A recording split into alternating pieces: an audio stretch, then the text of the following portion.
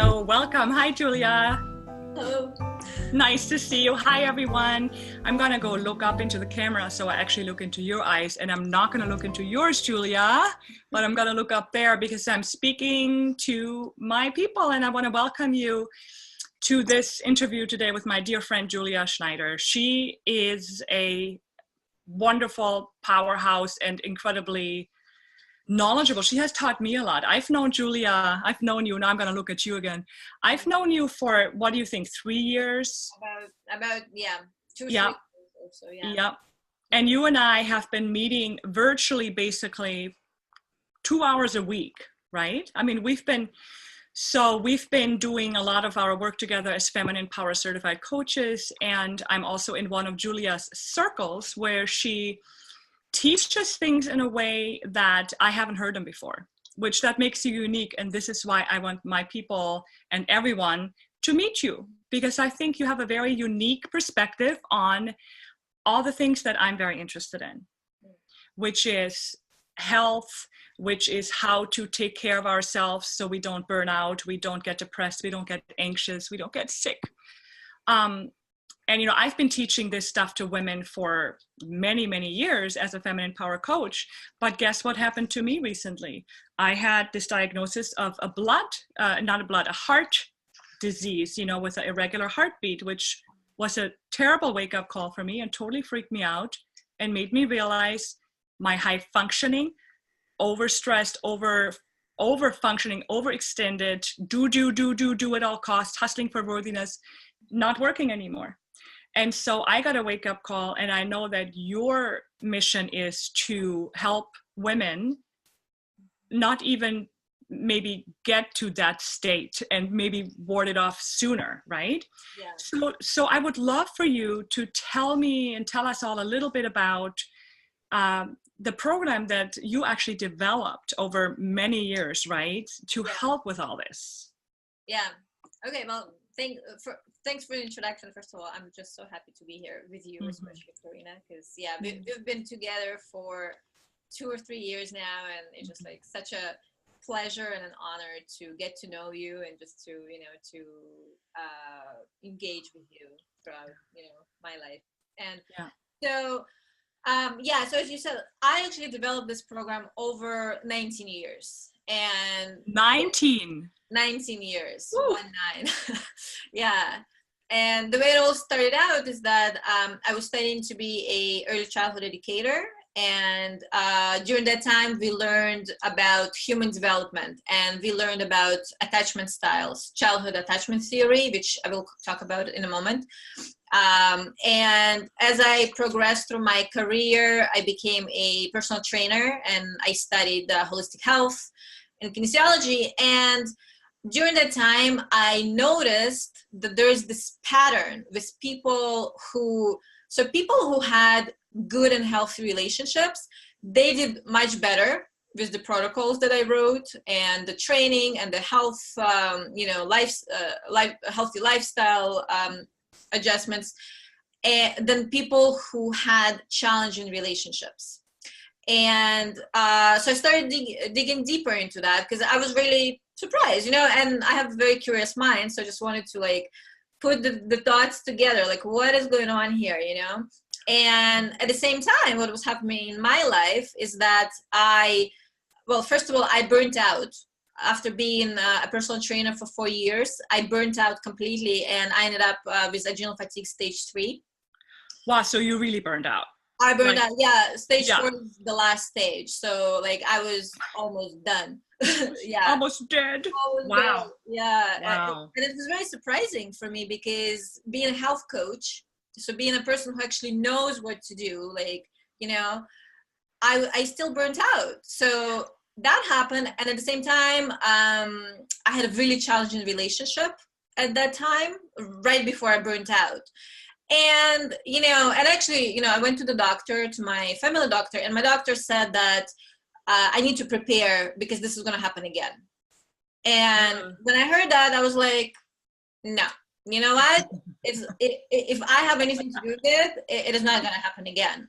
Good. And so I just started researching and putting all of these things together and trying to figure out, okay, well, what happened Why is it that I burnt out? Why is it that the people who were my clients, some of them did well, some of them didn't do well? And I discovered that underneath it all, it has to do with our attachment style, our childhood attachment style.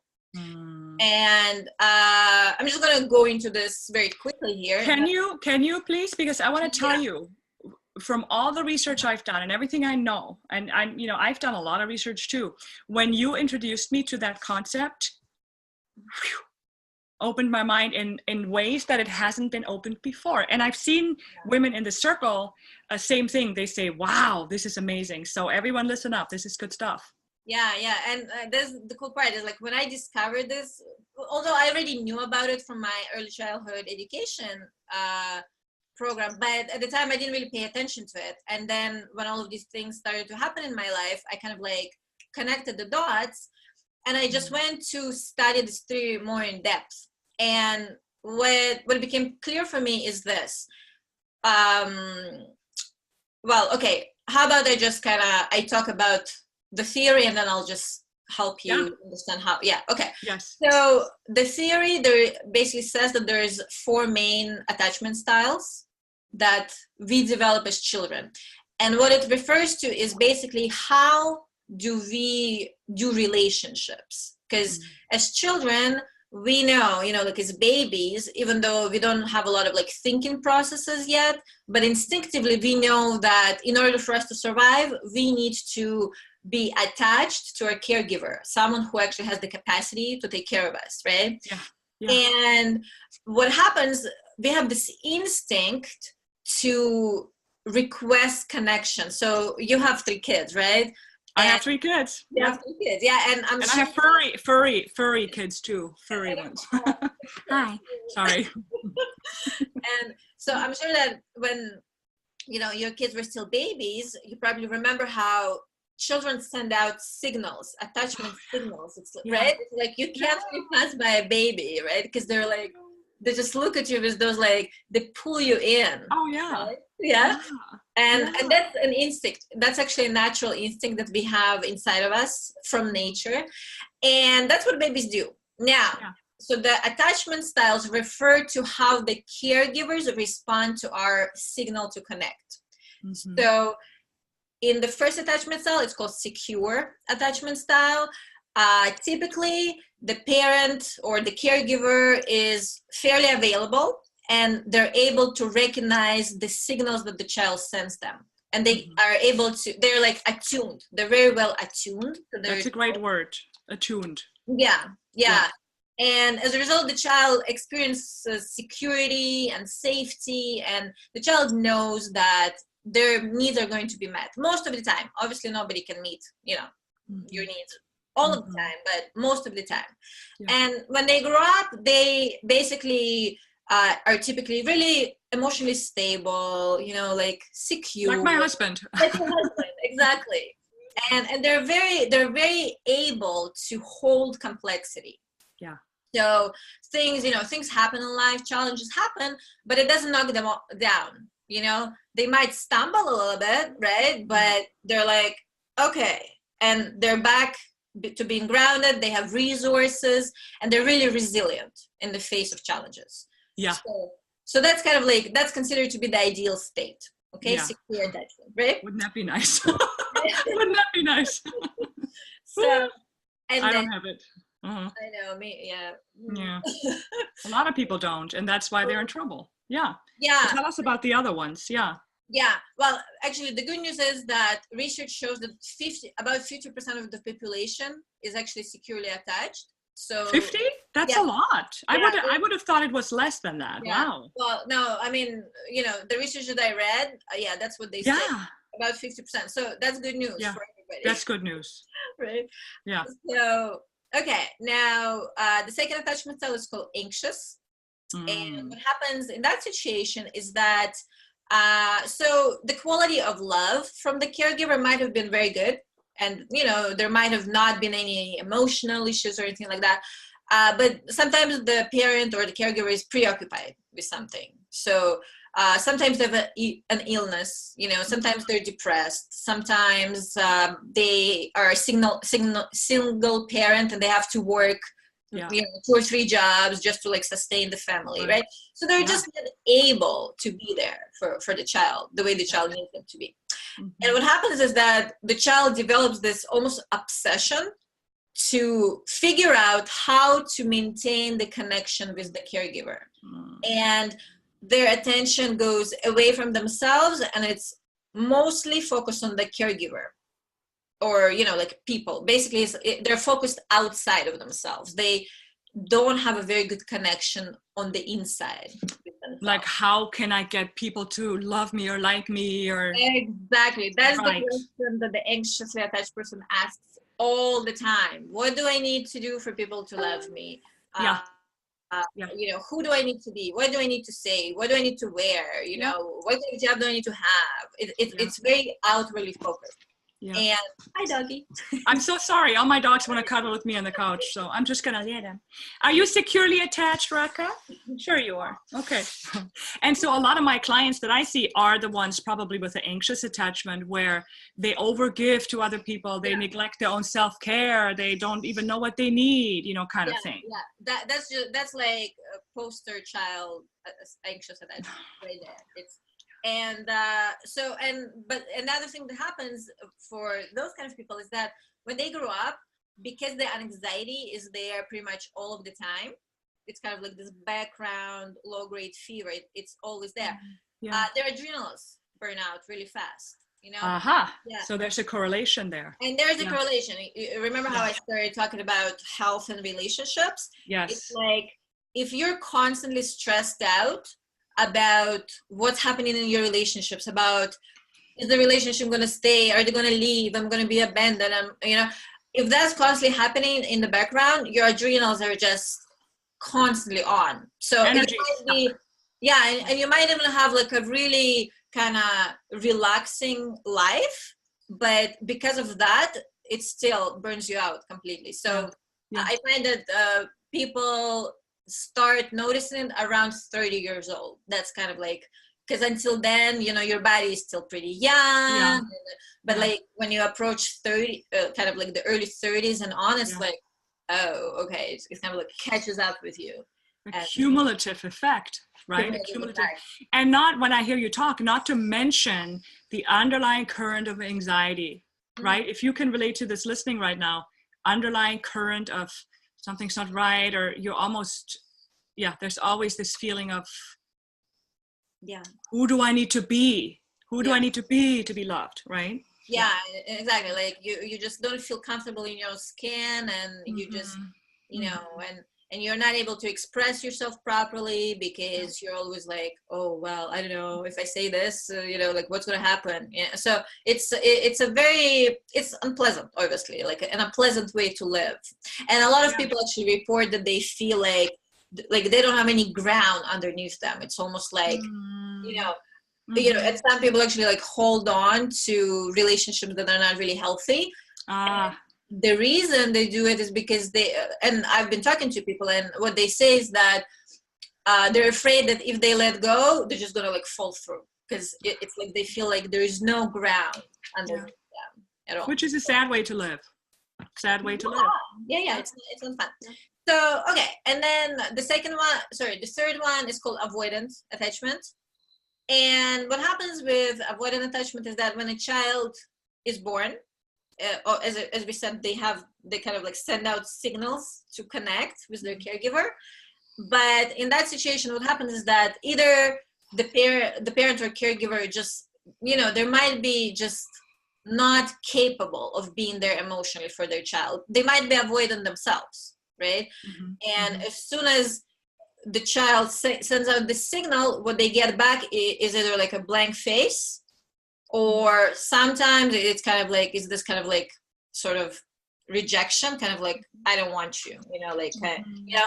And if that happens all the time, like if that happens on a consistent basis, the child decides, you know what, I'm okay on my own.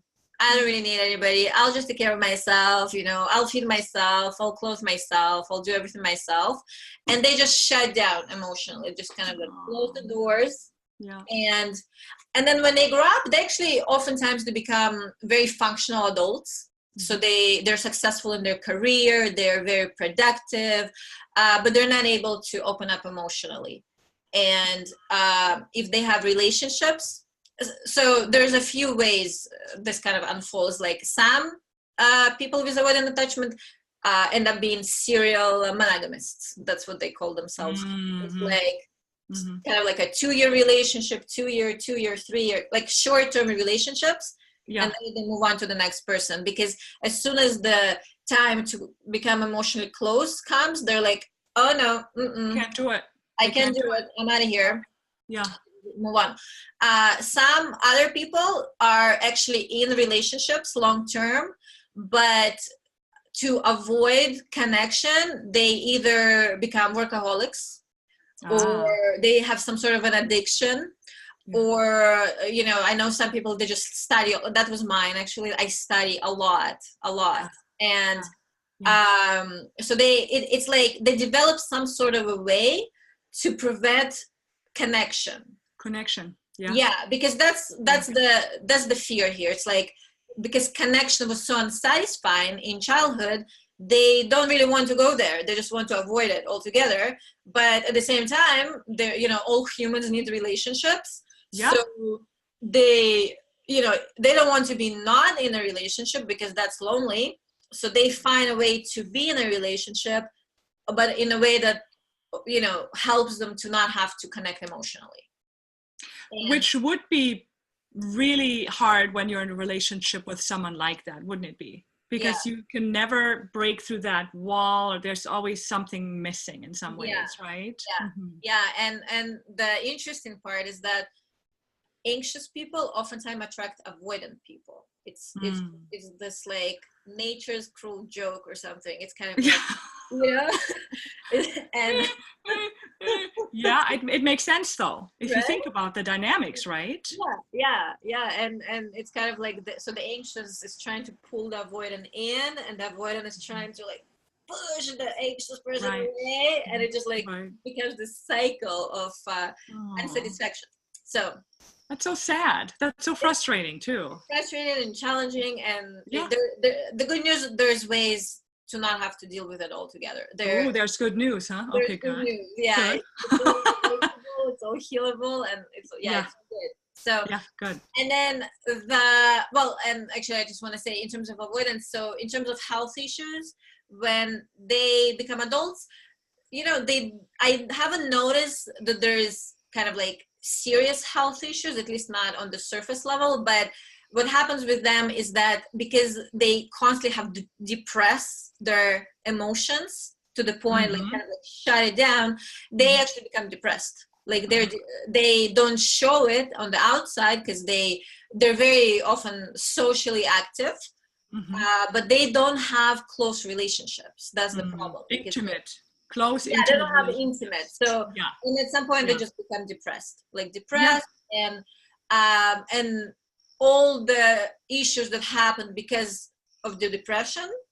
For example, I mean, depression actually impacts the organs in various ways. So whatever happens, you know, whatever organ gets kind of like a depressed energy, they develop those kind of symptoms. I can't be specific about it because it's pretty different for everybody, but sure. But you know, there could then be I mean, we all know the body mind soul connection, don't we, where things, you know, you can cause cancer and all kinds of bad stuff because of the way you're avoiding things, or you're not looking at things, or you're lying to yourself, or so that happens. And and the last attachment style is called disorganized attachment style, and that's what you and I we are disorganized. We are admitted here. Yes.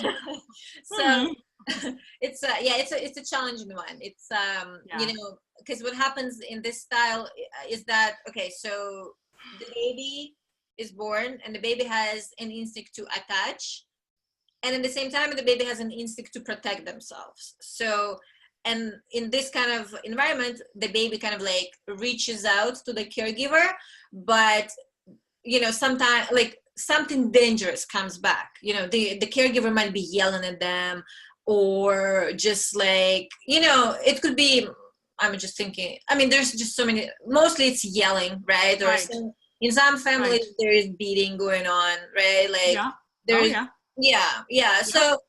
So when that happens, it's like the child just freezes, because Yeah. in a way it's kind of like having one foot on the gas pedal and one foot on the brakes. Yeah. Like the child moves forward, and at the same time they move back to protect themselves, right? Yeah. So it's kind of like, whoop, whoop, Yeah. whoop, Yeah. right? Yeah. And Yeah. when those kind of individuals grow up, it's really difficult to be in relationships, right? Because like I know from my experience, it has been like now I actually like I have a secure relationship, which is a very different story. But in the past, Yeah. it was just so challenging because I wanted to be close, and at the same time, as soon as the person would come close, like start coming closer to me emotionally, I would be like, no. Yeah, no, none of that. I'm out of here. That's why I kept breaking up with my partners. Always me breaking hearts. I'm like, no, I'm out of here. Mm-hmm. Yeah. And what happens on a physical level in terms of health is that our physiology just freezes, because our brainstem, which is located right in the back of the head here, that's where the instinctual programming resides. And so this part of the brain right here, it sends information to the brain about what is happening in the environment. And people with disorganized attachment, our brainstem got programmed in a way where we actually perceive danger, even when there's no danger. Right. So you look outside on the world and it could be very peaceful, but if you have the disorganized attachment style, you see danger. Everywhere. Fight or flight. Fight or flight. All the time. Yeah. And you're hypervigilant. Hypervigilant, exactly. And what happens is that, so the brainstem sends a signal to the brain, and the brain sends a signal to, so there's, we have nerves, the spine, and then the nerves ending, they come out in our torso and they go into the organs. And so when the brain sends a signal, we're in danger, the organs get basically shut down. So the blood doesn't go to the organs anymore, and the nervous signals basically get dispersed into the limbs so that we can run away. Wow, right? That's weird, right? Yeah. And and what happens is that oftentimes people with disorganized attachment style have digestive issues, like serious digestive issues, and other mystery illnesses. It's kind of like you go to doctor, practitioner, and everybody tells you you're okay, because the blood come back fine, everything, all the tests they do and you come back fine, but you're not fine. Right? And that's because this is why it happens. It's because the nervous system is programmed. Like the energy drains. Oh yeah. Right. Oh, you froze. Like the energy drains. Yeah. Huh? What? Oh, did I freeze? Oh boy. Yeah, my internet here. Am I back? Yeah. Yeah, you're back. Yeah. So that's kind of what happens. So right, and you asked me about the program. So what I want to ask you, so this is great, because I think what you're explaining right now gives an amazing framework just for the awareness, right? You got to be aware of what's happening. And then the good news is that you can change this. You can change this. And that's why you developed your program. So tell us about the program. I'm so excited about your program. Thank you. Me too. So I developed it specifically to help people heal their attachment style. And here's the thing, because attachment wounds developed in relationships, we can't actually heal those wounds by reading a book. Like you could read a book, but in order to heal on a physiological level, you actually need to be around people. You need to interact with people. And so this program is designed specifically for that. This is an opportunity for people to interact with me and to interact with a group of other people in a way that securely attached people interact with each other. Yeah. And I found that because my partner, he, as I said, like he is a secure, and I've been with him for 5 years, and my entire nervous system got reprogrammed. Like I used to be so much like more anxious. Like right now, I would say I'm about 90% more secure than I used to. So just by being around, and I don't know if you, Corina, like, okay, your husband is secure. It sounds like, totally right? secure. Totally secure. So tell me, like, so when you're around him, what happens in your body? Like when you, He's like my rock, right? So I calm down. I literally feel safe. yeah, I feel safe.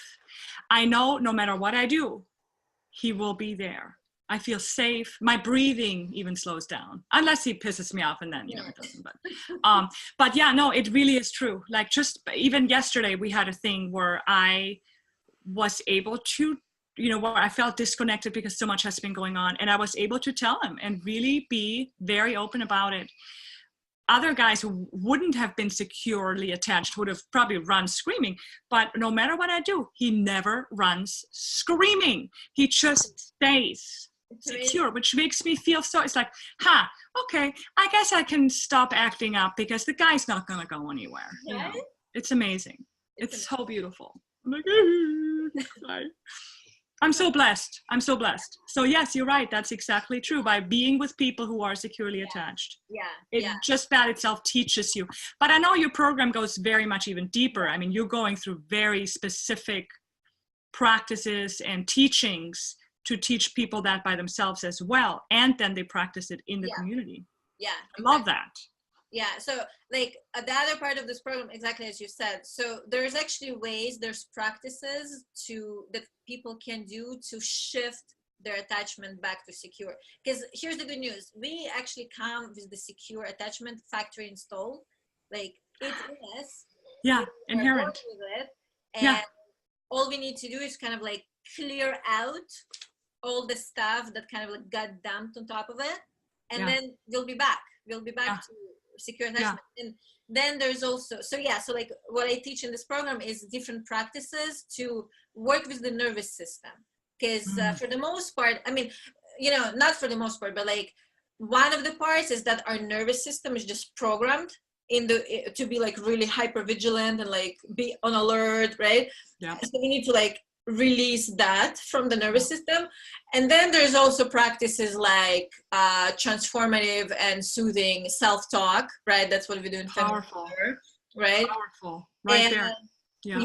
And then there's ways to sort of orient to our environment that helps the body to relax. Because once the body goes into the relaxation response, that's when the secure attachment goes to the surface. That's where sleep is at. So the key is to learn how to relax the body in a way that allows for the secure attachment to get activated again. So that makes so much sense. Yeah. And I could, like, do you want me to go, like, it's a 4-month program, and I can go over it. Go over the structure. Go over it a little bit. Yeah. Okay. So the first month, what we're going to do is we're actually going to work on a relationship with ourselves, because that's really the foundation, right? Foundation.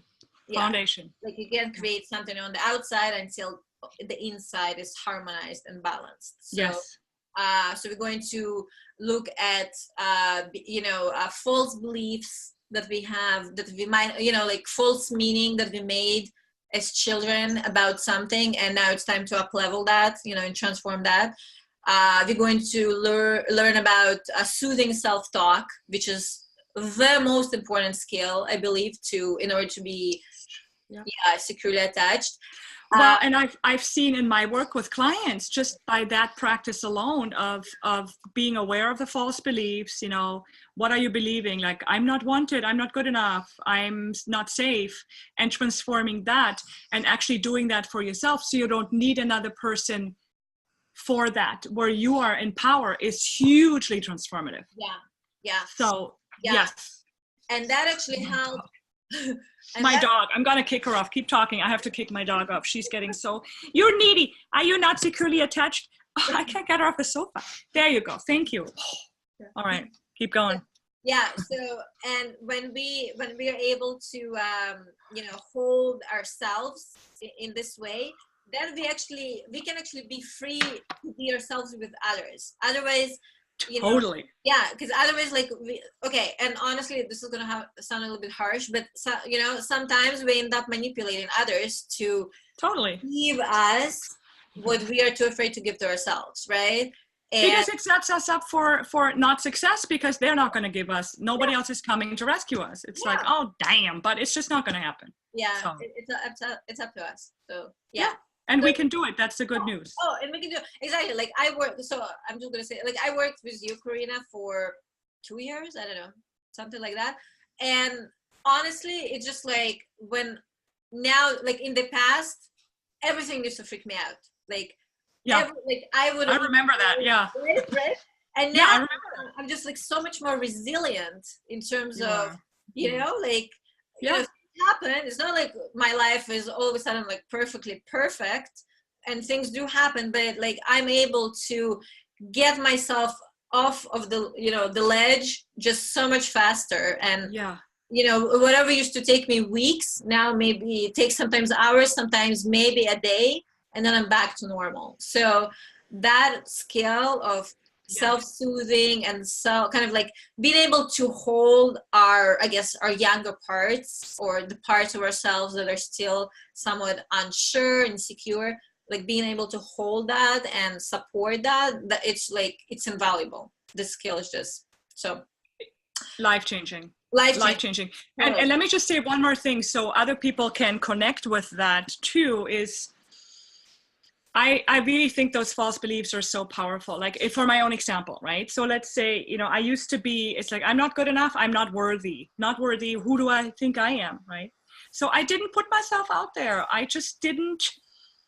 I thought I had to have my stuff together 100% before I put anything out there. But after I transformed this stuff myself, look at what I've created. Several thriving businesses, huge impact in the world through the blog and my teaching and the retreats. This would have never happened if I had not learned what are my false beliefs, what is my younger self thinking, and then transform that belief, learning all the tools that you're going to teach. It's huge right there. Yeah, and same here. Like the fact that we're having this interview, that's like I know. Yeah.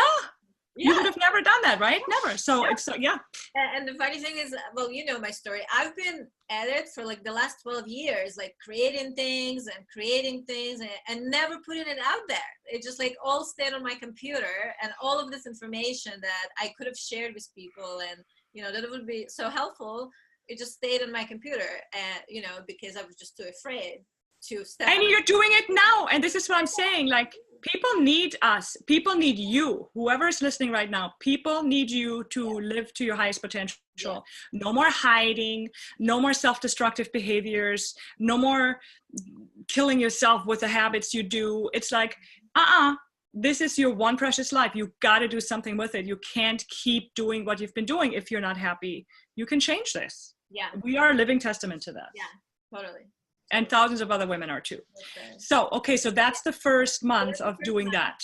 Then, so the second month is, we're actually going to, so the second month we're going to connect with our intuition, okay? And the reason we want to do this is because, so first of all, as a result of our attachment style, we most likely have some sort of health issues. You know, it could be sleep issues, it could be adrenal fatigue, it could be digestive issues, it could be emotional eating for some, I mean, there's just so many things that depression, anxiety, heart issues, cancer, whatever. Yeah. And so what are we going to do? We're going to learn to, first of all, access our intuition and learn how to listen to our body and to what our body is saying. And the more we do that, it's going to be so much easier to stop going from practitioner to practitioner, trying to figure out, and instead, and I'm not saying that we shouldn't be going to practitioners, sometimes it is very helpful, but we need to know who to go to, because everybody tells you that they're going to heal you, that they have the secret, But here's the thing, if that was true, we would all be already healed, right? And oftentimes, like, I know that for me to heal that adrenal fatigue, it took me a lot of time and a lot of money. A lot of money. I spent I'm just gonna say it. I spent over Yeah. $100,000 on Over $100,000 to find out what the hell is wrong with me and how can I change this. And I tell you right now, people listening, I bet a lot of people can relate to just keep going to doctors, keep reading books, keep going to seminars, keep hiring these people, keep hiring, and they still don't have the answers. Or they might have answers, but they're like, okay, now I have the diagnosis, but what the hell do I do now? Autoimmune disease? I don't know what to do, right? Exactly. Yeah. And here's the thing, and that's a secret from, like, I'm a holistic health coach, so I'm going to tell you the secret. We, as like holistic health coaches or we can't actually tell you for sure what's wrong with you because we don't live in your body. We don't know. And that's why it's really important to develop an intuition, an intuitive knowing, so that the patient knows what's going on with them, at least to a point, to a degree that the health practitioner can take over and then provide a solution. So can I just, I want to just slow this down because this is so important. I hope everyone hears this, where this has been, again, on a personal level, revolutionizing and revolutionary for me to tune into my own intuition, because we tend to give our power away to the gods in white. Tell me what's wrong, right? Instead of really cultivating the ability to really listen to our bodies, because our bodies talk to us all the time. We just maybe we're not listening. Most of the time, most of us are not really listening, and that's why we're in the trouble we are now. Right. And you're going to teach people, how do you listen? Yeah. What are the signals, tools and practices for that? Yeah. So powerful. Oh, so powerful. And actually, well, we just saw this comment from a friend of ours who she was doing, I mean, she wasn't doing this exact practice, but like a similar practice. And so basically she got a message that she needed to eat licorice. From her own inner knowing. Yeah, from her inner knowing. She got this message that she needs to, right? And it's like, okay, why? And then she goes and does some research, and apparently it supports hormones, right? So it's like her body told her exactly what she needs, and she didn't even know. She didn't even know. Yeah. So and that's exactly what I'm going to be teaching here. It's like how to figure out how to heal yourself without having to just be helpless. You know, like, I know that when I went to practitioners before I figured out how to do this, I felt really helpless because, you know, like, this medical doctor told me that the condition I had will come back, right? Other people just gave me solutions that, like, in my gut, I knew it wasn't right. It's like I had this, like, gut response, but I didn't know what to do. So what do? You just take. And you're desperate. You're desperate. Yeah. So there's no need for that. So there's a way for us to know how to heal ourselves. Yeah. And I'm going to teach that. Good. Oh, huge. And third and fourth month are both dedicated to relationships with others. So learning how to set healthy boundaries, because especially people with anxious attachment style and disorganized attachment style have a lot of trouble with that. People with anxious attachment style don't even know they don't even know what their boundaries are. It's like, forget even about expressing those boundaries. It's like, what are they? Like, you know? Yeah. So we're going to get clear on that. Then people with disorganized attachment, they might know their boundaries, but the way, when they just start expressing that, it comes out very often in a very violent way, because it was just like so, like, it was kept inside so tightly that as soon as you open the container, it's like, boom, just like explosion. Explosion. And of course, you know how some people say, oh, well, it's scary to set boundaries. Well, yes, it is scary to set boundaries when you set them in a way that causes others to, like, get really upset. You know, like, when you don't know how to healthily do that. Yes. And generatively, I love that word, generatively. I love that. Yeah. So we're going to learn how to set boundaries in a generative way, in a way that is graceful, and in a way that actually inspires people to be there for you. And right? I mean, is that not, like, the best situation? Huge difference, because it's very effective. It's very effective. Yeah. So we'll do that. And then we're also going to learn how to have generative communication skills. So, if you have, and gosh, if you're in a relationship with anyone, you will have tension, right? I mean, honestly, every relationship will have tension. Really? Yeah, totally. We are on a relationship planet. Yeah. So there's like constantly some sort of tension comes up here and there.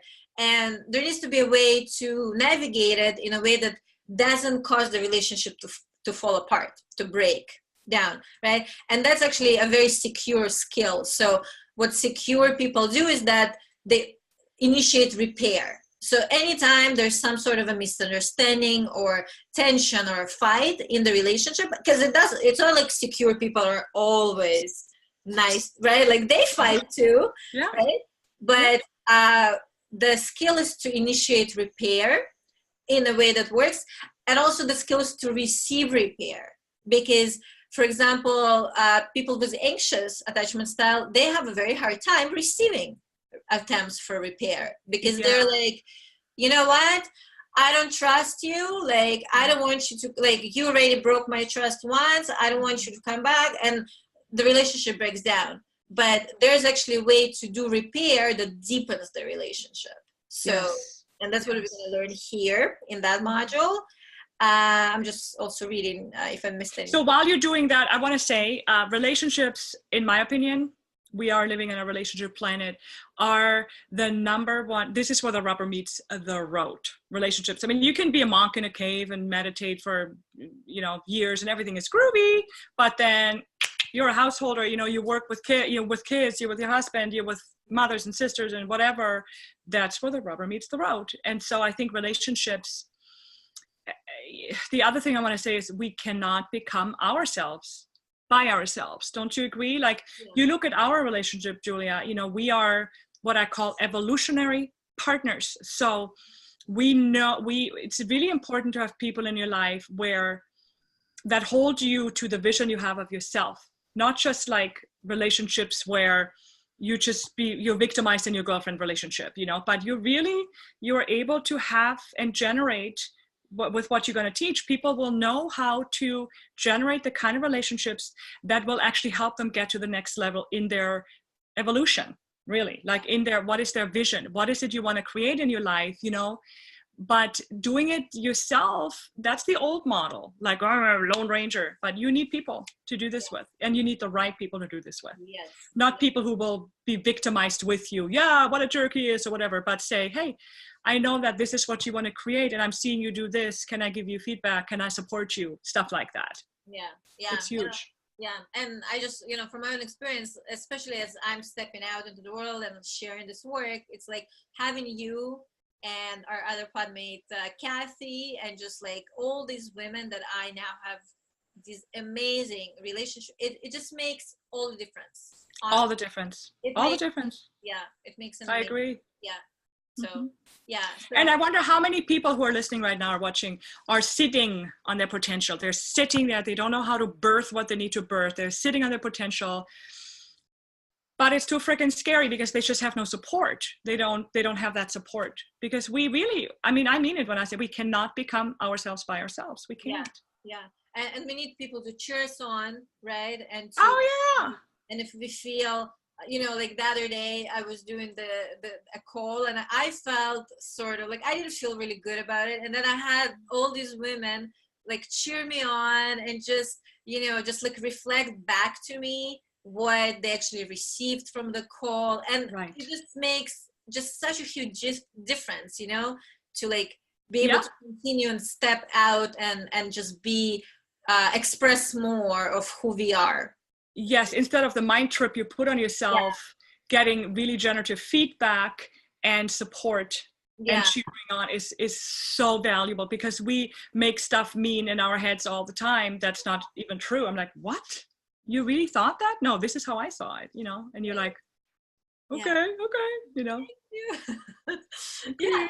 It's just amazing. It feels amazing. So and overall in this program, so what we're also going to do is, because here's the thing, like those attachment adaptations that we develop, the anxious, avoidant, and disorganized, yes, they're definitely challenging, and they create sort of like breakdowns in our lives.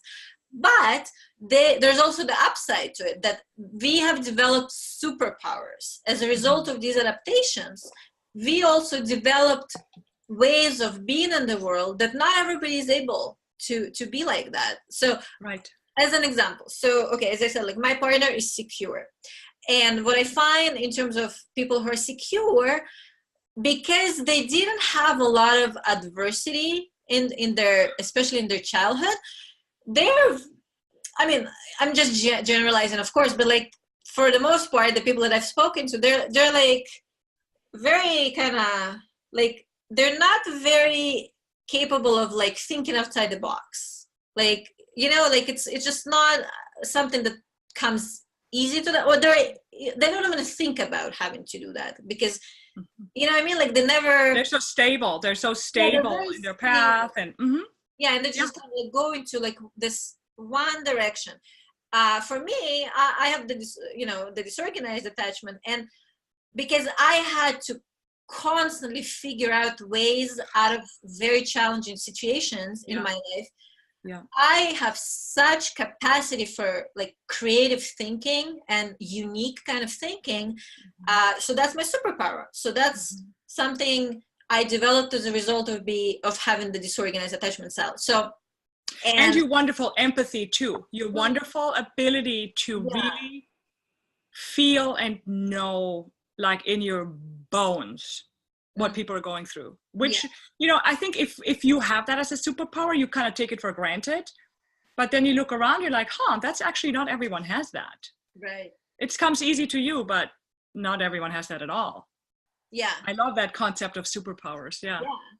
So okay, let's talk some more. So what do you say about your superpowers, like from, you know, what you developed, you know, because of the way you grew up? Like for what I see about you is that you have this like just incredible capacity to hold space, just like this, you know, because you know, you and I talk every week, and no matter what I bring to the table, sometimes I share very challenging things, and you are just there, just holding the space, you know. And so that's, you know, thank you. I mean, I think my superpower is because I grew up in an environment where I grew up, you know, my grandfather who was an axe murderer, you know, and always threatened to murder different people of our family. So, I mean, I almost grew, I know, like, what a nice way to grow up.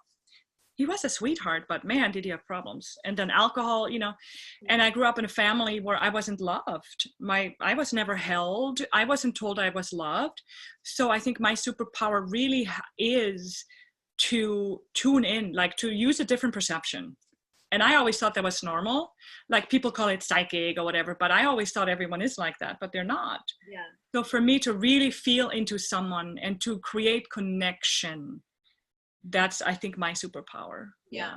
There's just like so many, you know, like, so, and for people who are listening to this right now, just like, as you're listening, just like try to tune in, like, what is your superpower? Like, what did you develop as a result of the way you grew up that is actually really helpful for you now? You know, like another thing I can think about for myself is that because, you know, the environment I grew up with was very unpredictable, and I just never knew what's going to come my way. Right. And I developed this capacity to actually like feel into the environment energetically. So I'm very attuned to energy as a result of that. And now as a health professional, it's really helpful for me because I'm actually able to tune in to people's, not just energy, but I can read the field in terms of what's going on for them, health-wise and emotionally. And then I can reflect that back to them. And that helps me to shorten the amount of time they need to spend on doing personal growth work. Right. And so the superpowers that you're going to help other people in the program uncover and cultivate and being reflected back by other people, that will help people just own their gifts and really tap into how they can use that to realize possibilities. This is why you call that your program A Life with Possibility. Yeah. Possibility. Like I can guarantee you right now, whoever's listening, you might feel, yeah, there might be something possible, or that might be possible, but there's such a huge gap. You don't know how the heck to bridge that gap. But I can get, there's things, when I work with coaching clients all the time, I can see when I first work with them, they don't even see what's possible, but I feel what's possible. And then at the end of the time together, like with in your program too, at the end of the time together in your program, it's like, I knew it all along, but then people, they don't even know what's possible yet. Yeah. Don't you think so? Don't you agree with that? Yeah. Yeah. Right. And that's so exciting because we're like jumping up and down. We can see the potential in them. And they're like, huh? And then at the end, they're like, wow, I had no idea. I'm like, I did, but whatever. That's great. Yeah, exactly. Yeah, and the other part of it is that once we heal, the attachment stuff, it actually, like, it's almost like on the neurological level, our brain cells, like our neural connection, are able to pick up other states of being. Like, we're able to, so yeah, instead of seeing the world in one, exactly what you were saying just now, it's like, instead of seeing the world in this particular way that has been programmed into our nervous system, once we reprogram all of that, we open up to just like the most amazing, like everything becomes possible. That's in our wildest dreams, right? Yeah. And we have the power, like we're able to have the power to bring this into reality. Like it just like phenomenal. It's amazing. So juicy. It's so juicy. And of course I could talk with you for hours, and we're at an hour now, right? We've spent an hour. Have we? So is there anything else you want to say about the program, or why you would invite people? Now, the one thing I want to say, tell us, it is an online virtual thing. Yes. So everyone can do it from the comfort of their home. Yeah, so it's online. It's as I said, like there's going to be 4 months of coaching, but you get accountability for entire year. So there's cool. Yeah, and so like you'll be able to check in with me for the entire year, and and the reason I'm doing it this way is because shifting the attachment style actually takes. It's kind of like the shifts are fast, but the body needs to integrate it kind of like in a slower pace. So instead of like cramming everything into the 4 months, we're just going to do the base work in 4 months, and then for the rest of the year we're going to practice it and integrate it, and just you guys are going to get support with it. And I just want to talk about my mission, like why I'm doing this. Why are you doing this, Julia? I want to do this because, well, first of all, I just want to help women to not burn out anymore. Because, nowadays, I honestly don't know many people who are not burnt out. Like, right? It's about like 90% of the population. And the thing is that women burn out faster than men because we, like hormonally, we're actually not designed to have the kind of pace in terms of work that men have. And well, I don't know, I want to change that a little bit. So we, like as women, when we do activities that support our hormones, we can actually do much more work. But because nowadays women oftentimes are in a masculine work environment, like deadlines, competition, all of this stuff, that's not supportive of our hormones. So I want to help women to kind of generate an inner healthy state, so that even if you do have to go out and work in a male environment, then you know how to protect yourself, how to take care of yourself. And, and overall, I just really believe that when women have the kind of nourishment and the kind of support and the kind of love and connection that we need in order to thrive, we really can change the world. And, that's what I want to support, is us as women really changing our world and the world at large for the better. Like Jean Houston says, this is the time. This is the time. We either will have to own up to our own potentials and change the world. Like the Dalai Lama says, it's the Western woman who will change the world, because we have the resources, the time, the desire to self-actualize. So this is the time. This is the time. You know, what are we waiting for? It's up to us. So this is, I love your mission. I love it. Love your mission. And we share that mission, you and I. We share that. Yeah. That's very so in alignment. Yeah. And in terms of the logistics and the timing, we'll send a link to people, and they can see how that all works and when it starts and all that stuff. So sounds good. Yeah, and I just also want to say, like, if you need to talk to me, if you just want to kind of ask me more questions about it before you decide whether this program is for you or not, just reach out to me. We're going to post.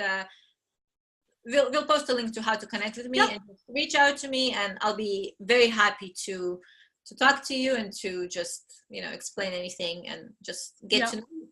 Yeah. And same here. If you want any support with making a decision, reach out to me as well. Reach out to Julia. We're here to support you. This is our mission. This is our vision. Yeah. Healthy, happy, possibility-filled women who are up to really good stuff, changing the world. Yes. So that's good. I love it. I love it. Well, my dear, thank you for taking the time. I think I could talk for hours, obviously, to you. But I want to thank you. Thank you so much for being here. Thank you for all you do. And everyone, I really encourage you to check out the link we're going to post with this. And hopefully we'll see you on the inside. Thank you so much. Bye, dear. Bye. Love you. Love you.